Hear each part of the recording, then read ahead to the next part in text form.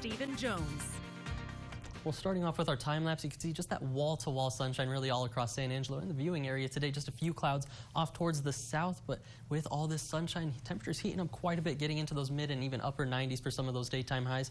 Currently across the Concho Valley right now, 97 degrees here in town, 96 in Eden, 96 for Junction, 95 for both Sonora and Ozona right now. That cool spot going to be 92 up in Sterling City, so only about 5 degrees, or actually Brady coming in at 90 degrees right now, so 7 degrees across the Concho Valley. And when we're looking at those dew points, that dry line finally starting to slide off towards the east. 29-degree dew point here in town. 15 is where they're at in Ballinger, with only a 1% humidity is what it's reading right now.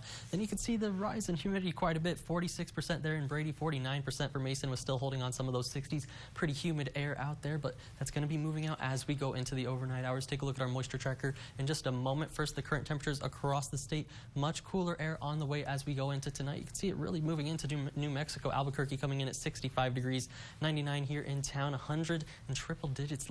Laredo coming in at 107 degrees right now, so very warm off towards the south part of Texas. And as we look at that moisture tracker across the entire state, gonna see this dry line continuing to move off towards the east, drier air funneling in as we go into Tuesday night, and then even into Wednesday. That's where we get the southerly winds back in place. More of those blues making their way into central Texas and west central Texas as well. That's going to be our next chance for some rain. Nothing too serious, only about a 20 to 30% chance of rain into Thursday afternoon, but still going to be monitoring that pretty closely.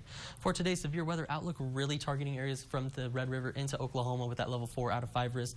Even level 2 out of 5 getting close to McCulloch County, but only Kimball and McCulloch County coming in that level 1 out of 5 risk right now for some of those storms that could fire off going into the overnight hours. Going into tomorrow, we're going to see the system finally slide further off towards the east, still a level 3 out of 5 risk across Tennessee and into Alabama and Mississippi as well. Just a little bit of a general thunderstorm chance for eastern Texas, but here in the Concho Valley, going to be drying out pretty nicely going into tomorrow.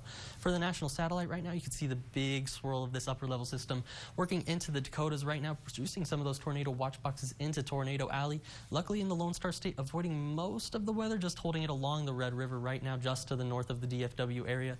Across West Texas, dealing with mostly clear skies, just a little bit of those rain showers trying to push into the Panhandle right now. But as we zoom into the Concho Valley, you can see just a little bit further off towards the I-35 corridor, and still trying to hold on a little bit of that cloud cover into Kimball and McCulloch County right now, but that should be clearing out as we go into the overnight hours as well.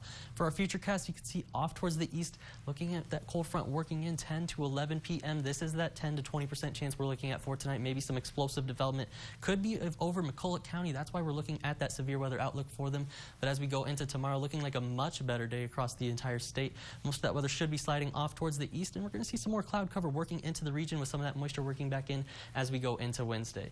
So for the overnight hours tonight, under these clear skies and with that cold front, much cooler than last night, 59 degrees, still breezy out of the west, 15 to 20. Tomorrow turns out of the west, or the northwest, pardon me, 5 to 10 miles an hour, dies down some, only 87 degrees, and just looking like a wonderful Tuesday really across San Angelo.